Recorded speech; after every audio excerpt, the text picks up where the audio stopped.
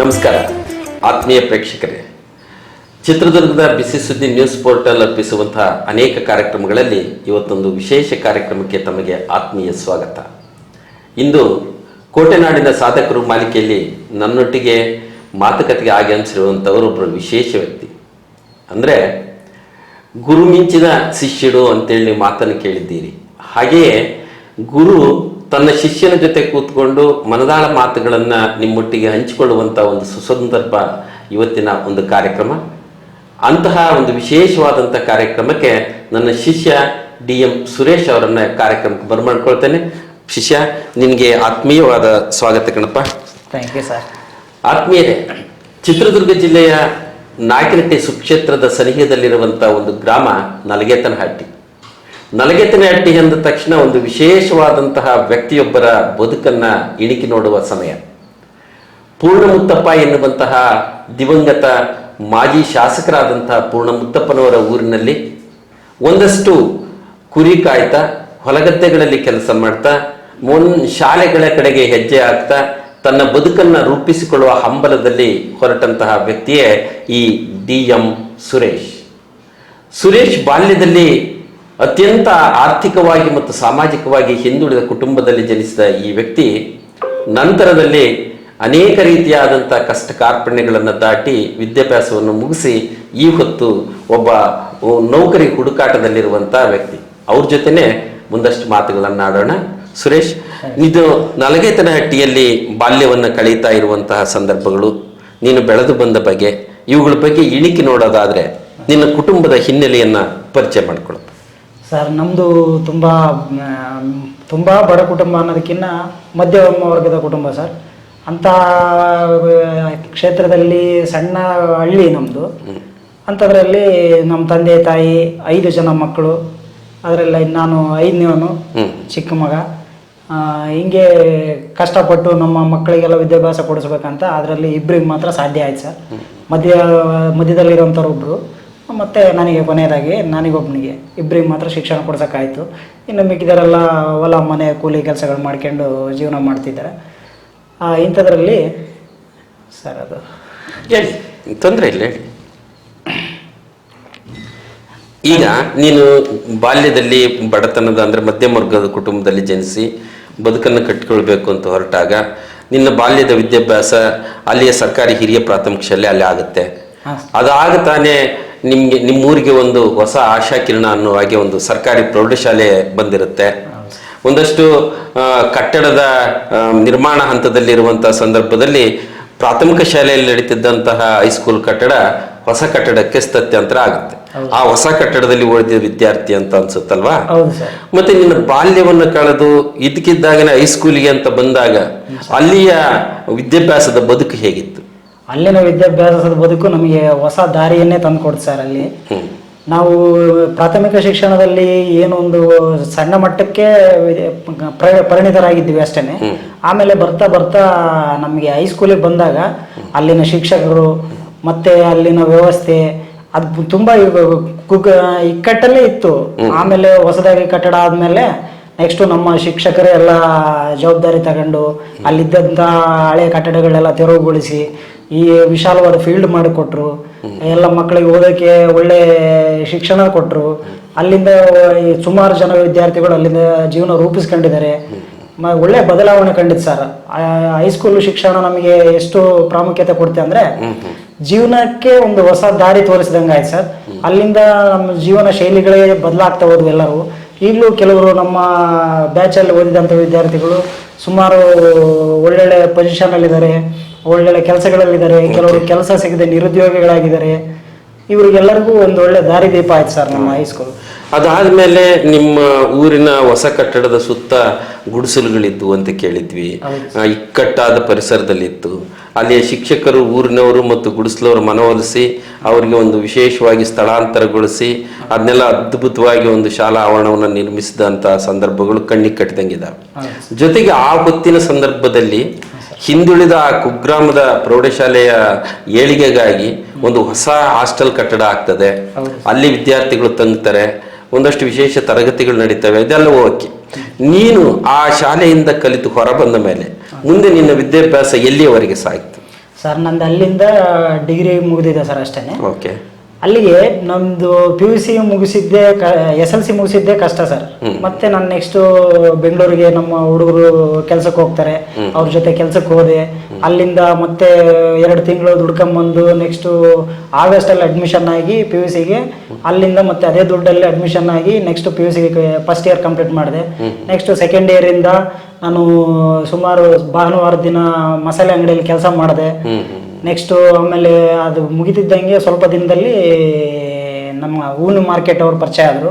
ಅಲ್ಲಿಂದ ಅವರು ನನಗೊಂದು ಆಫರ್ ಕೊಟ್ಟರು, ಮಧ್ಯಾಹ್ನದ ತನಕ ನಿನ್ನ ಕ್ಲಾಸ್ ಏನೈತೆ ಅದು ಮುಗಿಸ್ಕ, ಮಧ್ಯಾಹ್ನದ ಮೇಲೆ ನಮ್ದು ಒಂದು ಸ್ವಲ್ಪ ಹೂ ಬರುತ್ತೆ, ಅವು ಕಟ್ಸೋದು ಅದು ಕಳ್ಸೋದು ವ್ಯವಸ್ಥೆ ಮಾಡಿಕೊಡು, ನಿನಗಿಷ್ಟು ಅಮೌಂಟ್ ಕೊಡ್ತೀವಿ ಅಂತ ಹೇಳಿದ್ರು. ಅಲ್ಲಿಂದ ಸ್ಟಾರ್ಟ್ ಆಯ್ತು ಸರ್. ಅಲ್ಲಿಂದ ಸುಮಾರು ಒಂದು 18-20 ವರ್ಷ ಅವ್ರು ಕೆಲಸ ಮಾಡಿದೆ. ನನ್ನ ಎಜುಕೇಶನಿಗೆ ಬರೋಂಥ ದುಡ್ಡು ಕೊಡೋರು. ತಿರುಗಿ ಏನಪ್ಪ ಅಂದರೆ ಅಲ್ಲಿ ಓದೋದಕ್ಕೆ ಸ್ವಲ್ಪ ಟೈಮ್ ಸಿಗ್ತಿರ್ಲಿಲ್ಲ ಸರ್ ಅಷ್ಟೇ.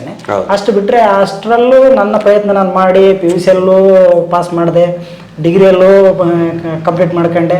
ಅಲ್ಲಿಂದ ಮತ್ತೆ ನಮ್ಮ ಅಣ್ಣ ಒಬ್ಬರು B.Ed ಮಾಡಿದ್ರು, ಅವ್ರದ್ದು ಯಾವುದೇ ರೀತಿ ಕೆಲಸ ಸಿಕ್ಕಿರಲಿಲ್ಲ, ನೌಕರಿ ಏನಿರಲಿಲ್ಲ. ಹಂಗಾಗಿ ಸ್ವಲ್ಪ ಶಿಕ್ಷಣಕ್ಕೆ ನನಗೆ ಮುಂದುವರ್ಸೋದಕ್ಕೆ ಕಷ್ಟ ಆಯಿತು.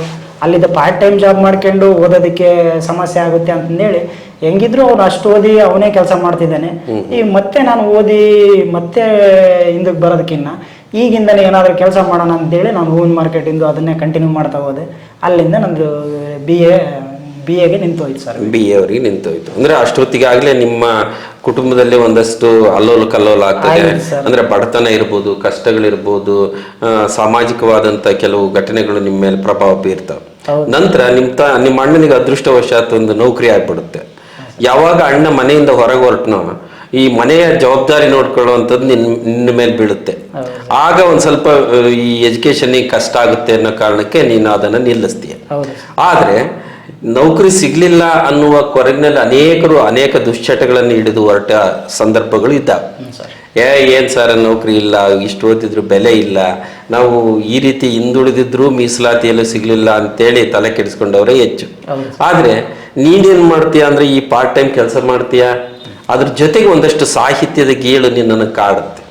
ಎಲ್ಲೋ ಒಂದ್ ಕಡೆ ನಾನೇನೋ ಬರೀಬೇಕು, ಸಮಾಜಕ್ಕೆ ಏನಾದ್ರು ಕೊಡ್ಬೇಕು ಅಂತೇಳಿ ಆ ಒಂದು ಜರ್ನಿ ಅಂದ್ರೆ ಆ ನಿನ್ನ ಜೀವನದ ಮತ್ತೊಂದು ಭಾಗ ಹೇಗಿತ್ತಪ್ಪ ಸರ್? ನಲ್ಗೆದ್ನಟ್ಟಿ ಅಂದ್ರೆ ಅದು ಪೂರ್ಣ ಮುತ್ತಪ್ಪನವರ ಕಾಲದಿಂದಲೂ ಒಂದು ಸಾಮಾಜಿಕತೆ, ನಾಟಕಗಳು, ಕೋಲಾಟ, ಜಾನಪದ ಇದಕ್ಕೆಲ್ಲ ತುಂಬಾ ಪ್ರೋತ್ಸಾಹ ಇರುತ್ತೆ ಸರ್.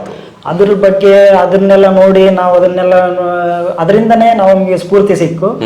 ನಾವು ಏನಾದರೂ ಇದರಿಂದ ಮಾಡ್ಬೋದಲ್ಲ, ಇದೇನು ಸಾಮಾಜಿಕವಾಗಿ ನಡೆಯುವಂಥ ಘಟನೆಗಳಾದ್ರೂ ಏನಾದರೂ ಮಾಡ್ಬೋದು ಅಂತ ಸ್ಫೂರ್ತಿ ತಗೊಂಡು ಸಾಮಾಜಿಕ ನಾಟಕಗಳು ಸುಮಾರು ನಡೀತಾ ಇದ್ವು ಸರ್ ನಮ್ಮೂರಲ್ಲಿ. ಅದರಿಂದ ನಾನು ಇನ್ಸ್ಪೈರ್ ಆಗಿ ಹಿಂಗೆ ಮತ್ತೆ ನಮ್ಮ ಕಡೆಯಿಂದ ಆದಷ್ಟು ಸಮಾಜಕ್ಕೆ ಏನಾದ್ರೂ ಹಿಂಗೆ ಸರಿ ತಪ್ಪುಗಳು ಅಥವಾ ಇಲ್ಲಿ ನಡೀತಿರೋ ಸಮಸ್ಯೆಗಳು ಅದ್ರ ಬಗ್ಗೆ ಏನಾದರೂ ಜನಕ್ಕೆ ಅರಿವು ಮೂಡಿಸ್ಬೇಕು, ಇದರಿಂದ ನನ್ನಿಂದ ಏನಾದರೂ ಸಣ್ಣ ಬದಲಾವಣೆ ಆಗುತ್ತೇನೋ ಅನ್ನೋ ಒಂದು ಆಸೆ ನನ್ನಲ್ಲೇ ಹುಟ್ಟಿತು ಸರ್. ಹಂಗಾಗಿ ನಾನು ಪ್ರಯತ್ನ ಪಟ್ಟೆ.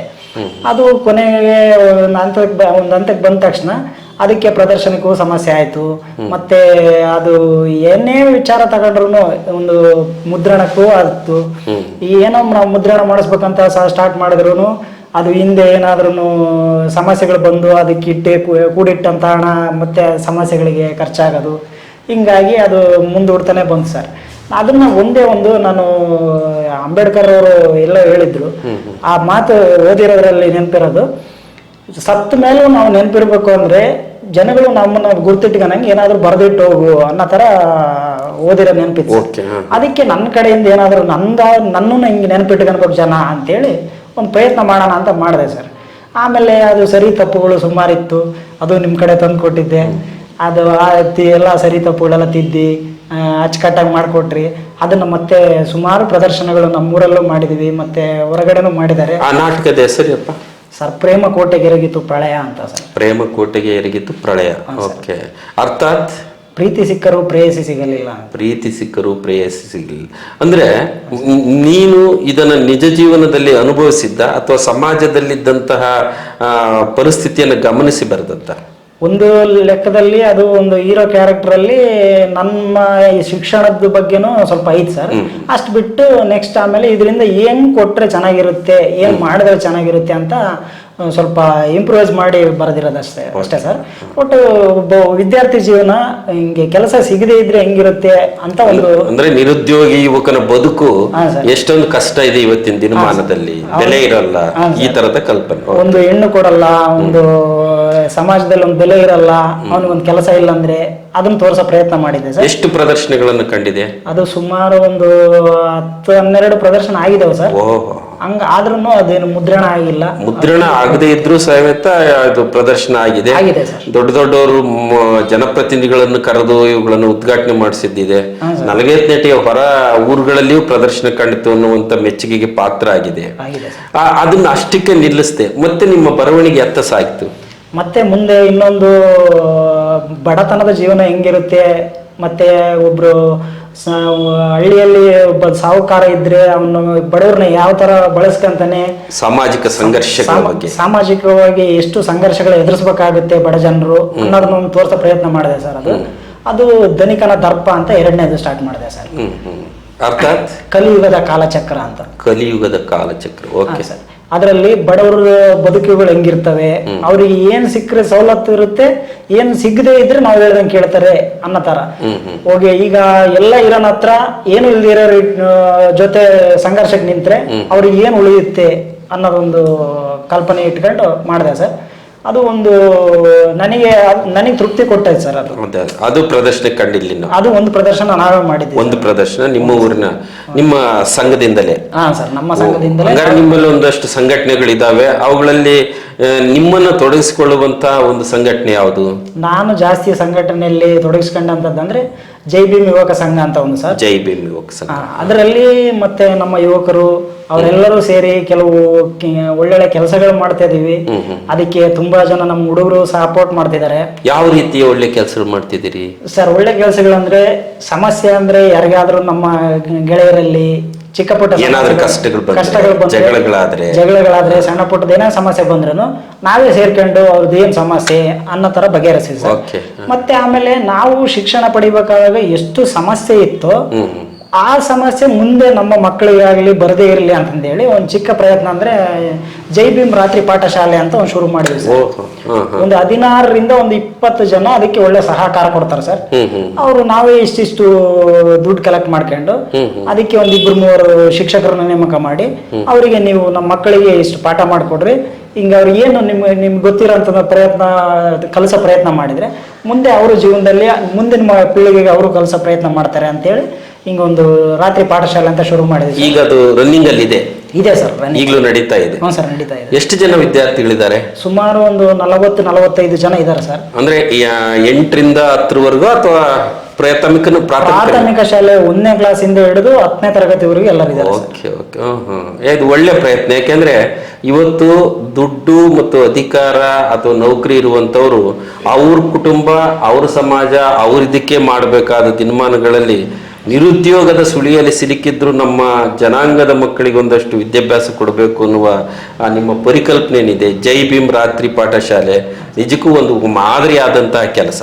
ಈಗ ನಾವು ಯಾರಿಗೂ ಏನೋ ಒಂದಷ್ಟು ಗಿಫ್ಟ್ ಕೊಡೋದು ಅಥವಾ ಮತ್ತೊಂದು ಯಾರನ್ನ ಸನ್ಮಾನ ಮಾಡೋದು ಆ ಕ್ಷಣಕ್ಕೆ ಮಾತ್ರ ಇರುತ್ತೆ. ಒಬ್ಬ ತಾಯಿ ಮಗುವಿಗೆ ತುತ್ತು ಕೊಟ್ಟಷ್ಟೇ ಈ ಶಿಕ್ಷಣವನ್ನ ದಾನ ಮಾಡೋದ್ರಲ್ಲಿ ಸಿಗುತ್ತೆ ಅನ್ನುವಂಥದ್ದು. ಆ ಕಾರಣಕ್ಕಾಗಿ ನಿಮ್ಮ ಎಲ್ಲ ಮಿತ್ರ ಮಂಡಳಿಗೆ ನಿಜಕ್ಕೂ ಸಹ ಅಭಿನಂದನಾರ್ಹರು ನೀವು. ನಿಮಗೆ ಥ್ಯಾಂಕ್ಸ್ ಹೇಳಲೇಬೇಕು.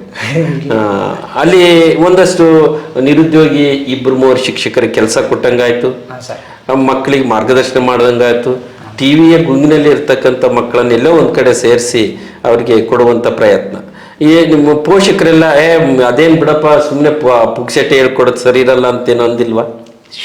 ಪೋಷಕರಿಂದ ಯಾವುದೇ ಸಮಸ್ಯೆ ಇಲ್ಲ ಸರ್. ಅವರಿಂದ ನಮ್ಮ ಮಕ್ಕಳು ಇಲ್ಲಿ ಮನೆಯಲ್ಲಿ ಟಿವಿ ನೋಡ್ಕೊಂಡು ಸುಮ್ಮನೆ ಟೈಮ್ ಪಾಸ್ ಮಾಡ್ಕೊಂಡು ಜಗಳಗಳು ಮಾಡ್ತಾರೆ, ನಿಮ್ದಿ ಇಲ್ದಂಗ್ ಮಾಡ್ತಾರೆ ಮನೆಯಲ್ಲಿ ಅಂತ ಅವ್ರಿಗೂ ಒಂದು ಕಡೆ ಖುಷಿನೇ ಇದೆ.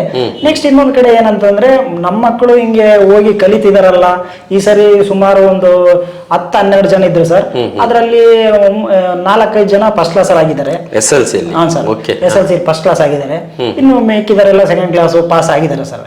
ಹಂಗಾಗಿ ಒಂದು 10-12 ಜನನು ಪಾಸ್ ಆಗಿದ್ದಾರೆ. ಅದು ಒಂದು ತೃಪ್ತಿ ಐತೆ. ಮತ್ತೆ ನೆಕ್ಸ್ಟ್ ನಮ್ಮ ಶಿಕ್ಷಕರು ಸರ್, ಅವರಿಗೆ ತೀರಾ ನಾವು ಕೊಡುವಂತ ಸಂಭಾವನೆ ಕಡಿಮೆ ಆದ್ರೂ ಅವ್ರು ಯಾವುದೇ ರೀತಿ ಬೇಸರ ಮಾಡ್ಕೊಳ್ಳದೆ ಪ್ರತಿ ದಿನ ಯಾರಾದ್ರೂ ಹಿಂಗೆ ಮಿಸ್ ಆಗ್ತೀವಿ ಅನ್ನೋದು ಗೊತ್ತಾದ್ರೆ ನೆಕ್ಸ್ಟ್ ನಮ್ಗೆ ಸಂಘದ ಹುಡುಗರಿಗೆ ಯಾರಿಗಾದ್ರೂ ಫೋನ್ ಮಾಡಿ ಹೇಳ್ತಾರೆ ಸರ್, ಅನಿವಾರ್ಯತೆ ಇದ್ರೆ ಅವ್ರದ್ದು ಏನಾದ್ರು ಬೇರೆ ಕೆಲಸಗಳಿದ್ರೆ ಇಂಥ ಟೈಮಲ್ಲಿ ಹೇಳ್ತಾರೆ.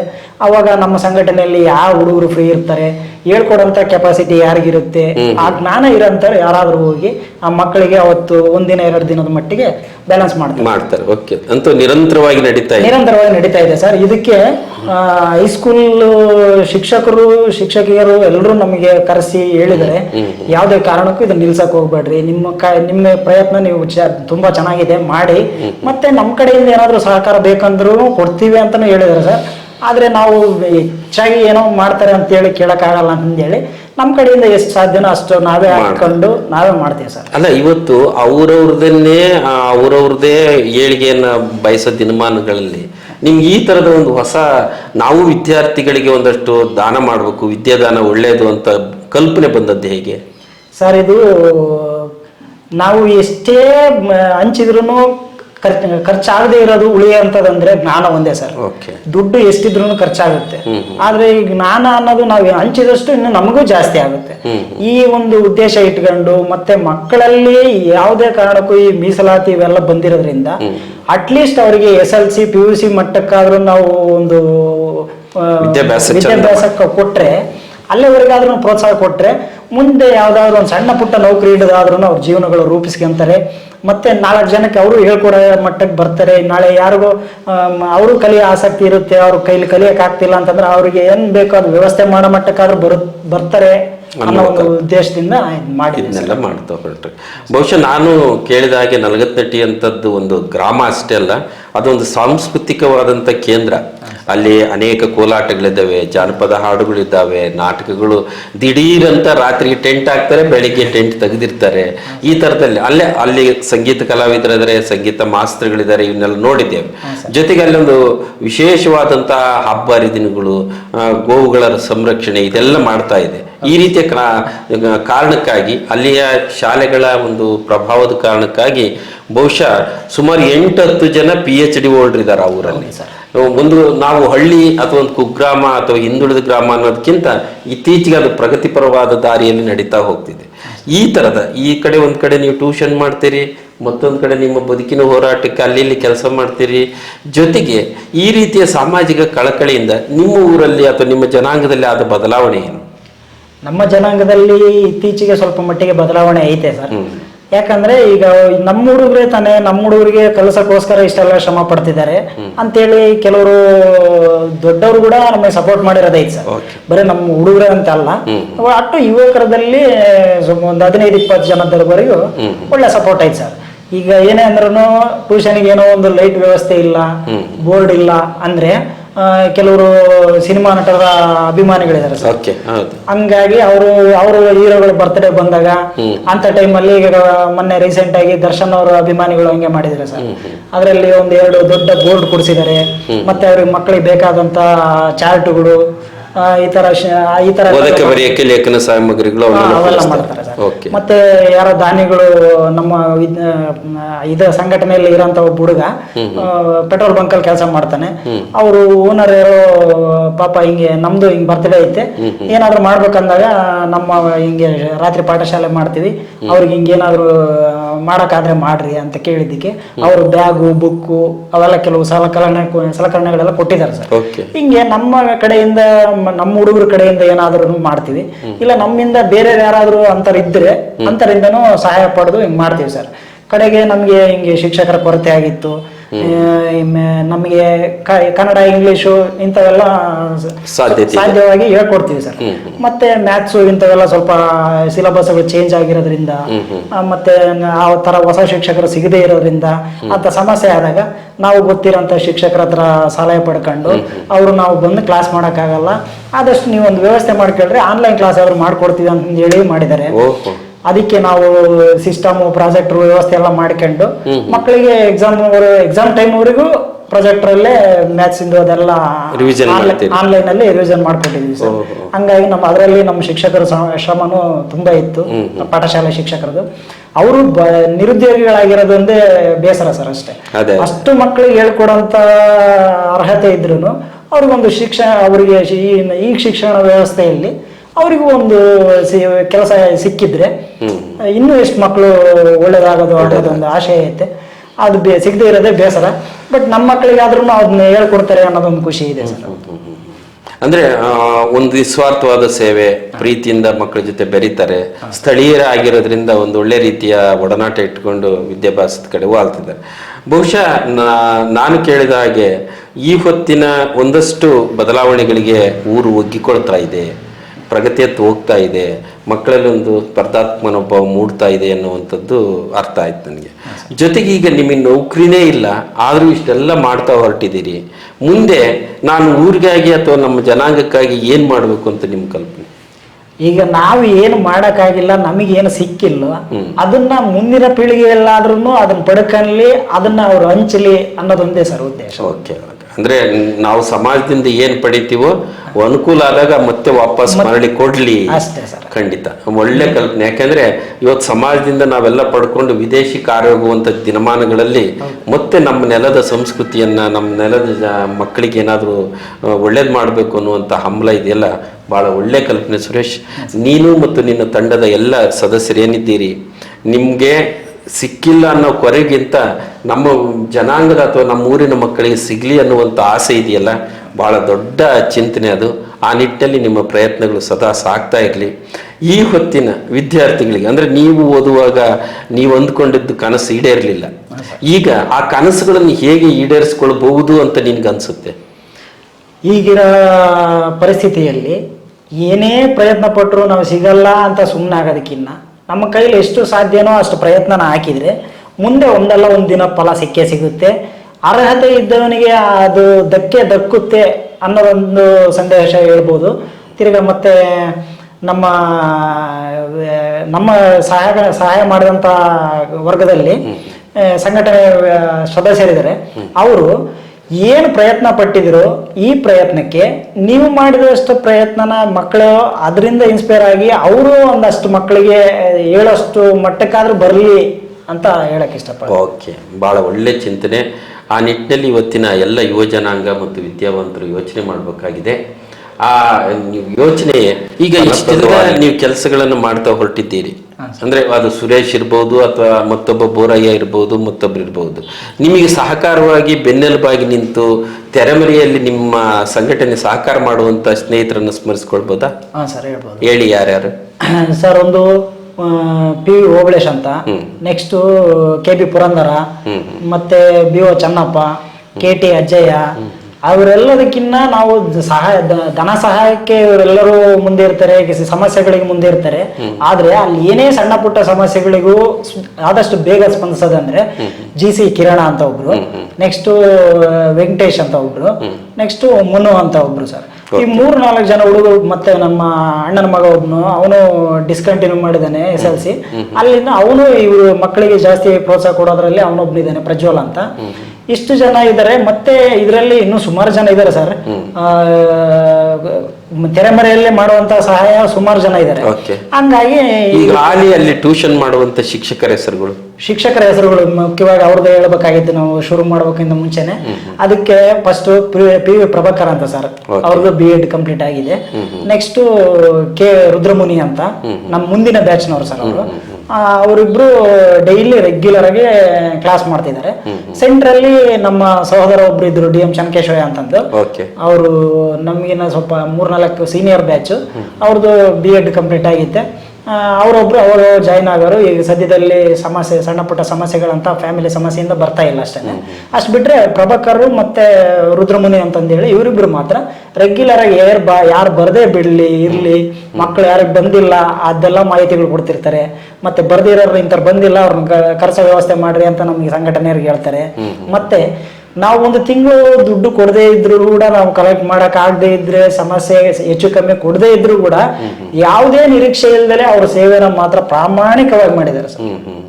ಬಹಳ ಒಳ್ಳೆ ಕಲ್ಪನೆ ಬಿಟ್ರೆ. ಒಂದಷ್ಟು ನಮ್ಮಲ್ಲಿ ಏನಿದೆಯೋ ಅದನ್ನು ಸಮಾಜಕ್ಕೆ ಕೊಡಬೇಕು ಅನ್ನೋ ನಿಟ್ಟಿನಲ್ಲಿ ನಿಮ್ಮ ಸಂಘಟನೆ ಏನಿದೆ ಜೈ ಭೀಮ್ ರಾತ್ರಿ ಪಾಠಶಾಲೆ ನಿಜಕ್ಕೂ ಒಂದು ಆದರ್ಶವಾದಂಥ ಒಂದು ಸಂಘಟನೆಯಾಗಿ ಮುನ್ನಡೀಲಿ. ಅಲ್ಲಿ ಕಲಿತಂಥ ವಿದ್ಯಾರ್ಥಿಗಳು ನಿಮ್ಮ ಸಂಘಟನೆಗೆ ಮತ್ತು ನಿಮ್ಮ ಗ್ರಾಮಕ್ಕೆ ಹೆಸರು ತರುವಂಥ ನಾಗರಿಕರಾಗಿ ಮುಂದೆ ಬರಲಿ. ನಿಮ್ಮ ಬದುಕಿನಲ್ಲಿ ಕಳ್ಕೊಂಡಂಥ ಒಂದಷ್ಟು ಅವಕಾಶಗಳನ್ನ ಆ ಮಕ್ಕಳಿಗೆ ಸಿಗುವಂಥ ಕಾಲಮಾನ ಬಂದರೆ ಅದು ಭಾಳ ಸಂತಸ ಸಂಗತಿ ಅಂತ ಹೇಳ್ತಾ, ಈ ಹೊತ್ತು ಒಬ್ಬ ಸಾಮಾನ್ಯ ಕುಟುಂಬದ ವಿದ್ಯಾರ್ಥಿ ತನ್ನ ಮನದಾಳದ ಮಾತುಗಳ ಮೂಲಕ ತಾನು ಮತ್ತು ತನ್ನ ಸಂಘಟನೆ ಊರಿಗಾಗಿ ಮಾಡುವಂಥ ಕೆಲಸಗಳ ಬಗ್ಗೆ ಹಂಚಿಕೊಂಡಿದ್ದು, ಒಬ್ಬ ವಿದ್ಯಾರ್ಥಿ ತನ್ನ ಗುರುಗಳ ಮಾರ್ಗದರ್ಶನದ ಮೂಲಕ ಒಬ್ಬ ಸಾಹಿತಿಯಾಗಿ ಅಥವಾ ಲೇಖಕನಾಗಿ 2 ಸಾಮಾಜಿಕ ನಾಟಕಗಳನ್ನು ಈ ನಾಡಿಗೆ ಕೊಟ್ಟದ್ದು ಭಾಳ ಸಂತಸ ಸಂಗತಿ. ನಿನ್ನ ನಿರುದ್ಯೋಗದ ಸಮಸ್ಯೆಯ ಮಧ್ಯದಲ್ಲಿಯೂ ಸಹ ಎಲ್ಲಿ ಸಮಸ್ಯೆ ಇರುತ್ತೋ ಅಲ್ಲಿ ಹುಡುಕಾಟ ಆರಂಭ ಆಗುತ್ತೆ ಅನ್ನುವಂಥ ಮಾತಿದೆ. ಎಲ್ಲಿ ಹೊಟ್ಟೆ ಹಸಿವಿರುತ್ತೋ ಅಲ್ಲಿ ಬದುಕಿನ ಹೋರಾಟ ಆರಂಭ ಆಗುತ್ತೆ. ಆ ನಿಟ್ಟಿನಲ್ಲಿ ನಿನ್ನ ಸಾಹಿತ್ಯದ ಕೃಷಿ ಮತ್ತಷ್ಟು ಮುಂದುವರಿತಾ ಹೋಗಲಿ. ಈ ಕೃತಿಗಳು ಪ್ರಕಟಣೆಯ ದಾರಿಯಲ್ಲಿ ಸಾಗಲಿ ಅಂತೇಳಿ ಹಾರೈಸ್ತಾ, ಯಾವ ಪೂರ್ಣ ಮುತ್ತಪ್ಪನವರು ಒಂದು ಹಳ್ಳಿಯ ಗ್ರಾಮದ ಮಕ್ಕಳಿಗೆ ಉನ್ನತ ಅಂದರೆ ಹೈಸ್ಕೂಲ್ ಹಂತದ ಶಿಕ್ಷಣವನ್ನು ಕೊಡಬೇಕು ಅಂತೇಳಿ ಒಂದು ಶಾಲೆಯನ್ನೇನು ಆರಂಭಿಸಿದ್ರು, ಅದಿತ್ತು ಹೆಮ್ಮರವಾಗಿ ಬೆಳೆದಿರೋದನ್ನು ಕಂಡಾಗ ಎಲ್ರಿಗೂ ಖುಷಿ ಅನಿಸುತ್ತೆ. ಆ ಶಾಲೆಯ ಒಬ್ಬ ವಿದ್ಯಾರ್ಥಿಯಾಗಿ, ಊರಿನ ಒಬ್ಬ ಗ್ರಾಮಸ್ಥನಾಗಿ ನೀನು ಮತ್ತು ನಿನ್ನ ಸ್ನೇಹಿತರ ಒಂದು ಕೆಲಸ ಶ್ಲಾಘನೀಯವಾದದ್ದು, ಇತರರಿಗೆ ಮಾರ್ಗದರ್ಶಕ ಮತ್ತು ಮಾದರಿ ಆಗಲಿ ಅಂತೇಳಿ ಆಶಿಸ್ತಾ, ನಮ್ಮ ಬಿಸಿ ಸುದ್ದಿ ವಾಹಿನಿಯ ಕರೆಗೆ ಹೋಗೊಟ್ಟು ಈ ಕಾರ್ಯಕ್ರಮಕ್ಕೆ ಆಗಮಿಸಿ ನಿನ್ನ ಮನದಾಳದ ಮಾತುಗಳನ್ನು ಹೇಳೋದ್ರ ಮೂಲಕ ಇತರರಿಗೆ ಒಂದಷ್ಟು ಚೈತನ್ಯವನ್ನು ತುಂಬ ಪ್ರಯತ್ನವನ್ನು ಮಾಡಿದ್ದೀಯಾ. ನಿನಗೆ ಮತ್ತು ನಿನ್ನ ಬಳಗಕ್ಕೆ ಶುಭ ಕೋರ್ತೇವೆ. ಧನ್ಯವಾದ. ಆತ್ಮೀಯ ಪ್ರೇಕ್ಷಕರೇ, ಕೇಳಿದ್ರಲ್ಲ, ನಿರುದ್ಯೋಗ ಒಂದು ವರ ಅಲ್ಲ, ಶಾಪ ಅಲ್ಲ, ಅದೊಂದು ಅವಕಾಶ ಅಂತ ಭಾವಿಸಿ ಸಮಾಜಕ್ಕೆ ನನ್ನಿಂದ ಏನಾದರೂ ಆಗಬೇಕು ಅನ್ನೋ ನಿಟ್ಟಿನಲ್ಲಿ ಚಿಂತನೆ ಮಾಡುವ 10 ಮನಸ್ಸುಗಳೇನಿದ್ದೀವ್ರಿ, ಆ ನಿಟ್ಟಿನಲ್ಲಿ ಸಮಾಜಮುಖಿ ಚಿಂತನೆಗೆ ಮುಂದಾಗಲಿ. ಇದೊಂದು ಚಿಕ್ಕ ಕಾರ್ಯಕ್ರಮ ಹಲವರಿಗೆ ಮಾರ್ಗದರ್ಶಕವಾಗಲಿ ಅಂತೇಳಿ ಆಶಿಸ್ತಾ ಇವತ್ತಿನ ಕೋಟೆನಾಡಿನ ಸಾಧಕರು ಕಾರ್ಯಕ್ರಮದ ಈ ಮಾಲಿಕೆಯನ್ನು ಮುಗಿಸ್ತೇನೆ. ಮುಂದಿನ ವಾರ ಮತ್ತೊಬ್ಬ ಸಾಧಕರೊಂದಿಗೆ ಭೇಟಿ ಮಾಡ್ತೇನೆ. ಅಲ್ಲಿವರೆಗೂ